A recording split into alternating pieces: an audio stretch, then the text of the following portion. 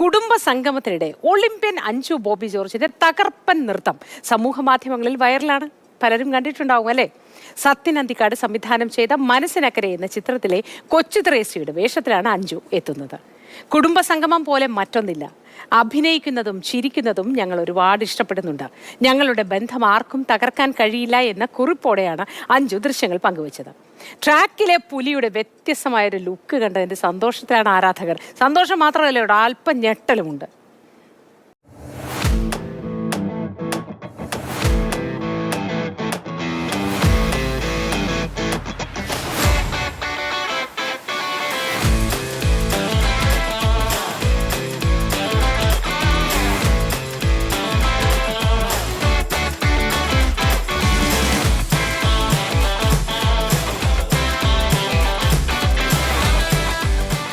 പ്രിയ പ്രേക്ഷകരെ, ഇനി നിങ്ങൾക്കുള്ള ആ സർപ്രൈസ് ആണിത്. അഞ്ജു ബോബി ജോർജ് തന്നെ മാതൃഭൂമി ന്യൂസിനൊപ്പം തത്സമയം ചേരുകയാണ്.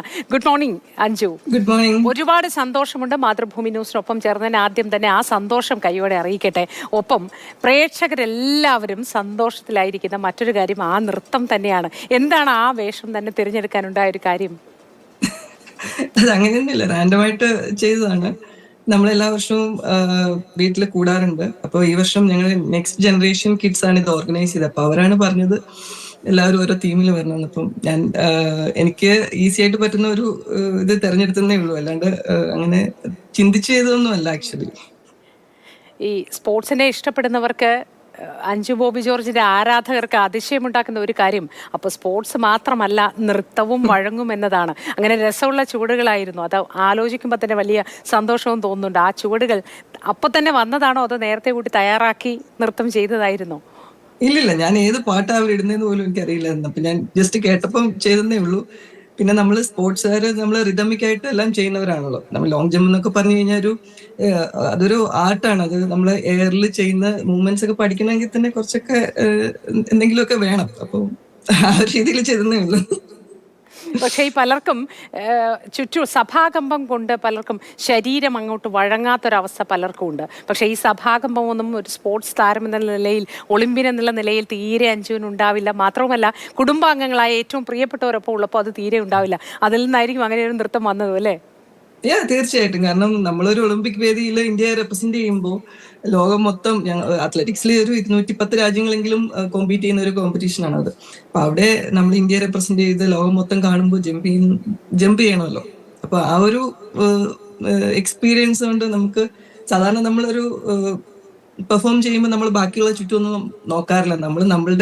നമ്മൾ എൻജോയ് ചെയ്യുക എന്നുള്ളതാണ്. അപ്പൊ അത് തന്നെ ഇവിടെ ചെയ്തു.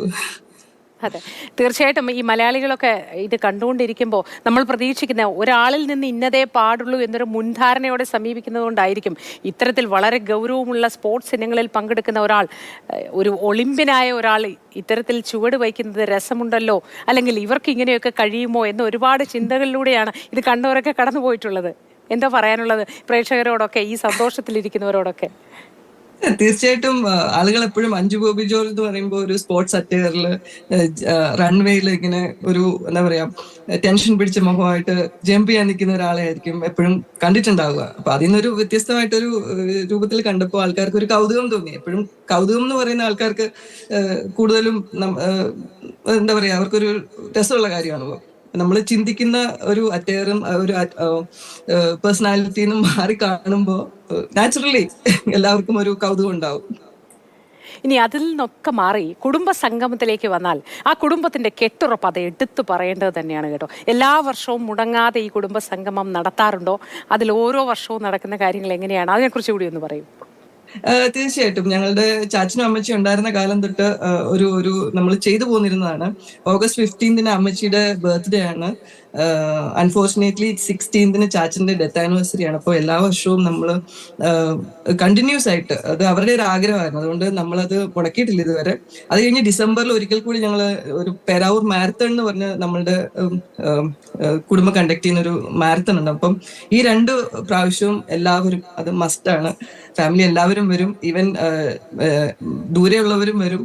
നമ്മളുടെ കൊച്ചുമക്കളും എല്ലാവരുമായിട്ട് ഫാമിലി ഒരു ഒറ്റ വീട്ടില് ഒരു 10-60-70 പേര് ഭയങ്കര രസമാണ്. ഒരു 2-3 days അത് നമ്മള് ലൈഫിൽ അത് നമ്മുടെ നെക്സ്റ്റ് ജനറേഷനും നമ്മൾ ആ ഒരു വാല്യൂസ് ഫാമിലി എന്നുള്ളൊരു വാല്യൂവും ആ ഒരു കെട്ടുറപ്പും ഒക്കെ നമ്മൾ നെക്സ്റ്റ് ജനറേഷനും കൊടുക്കാൻ പറ്റുന്ന ഒരു കാര്യമാണ്.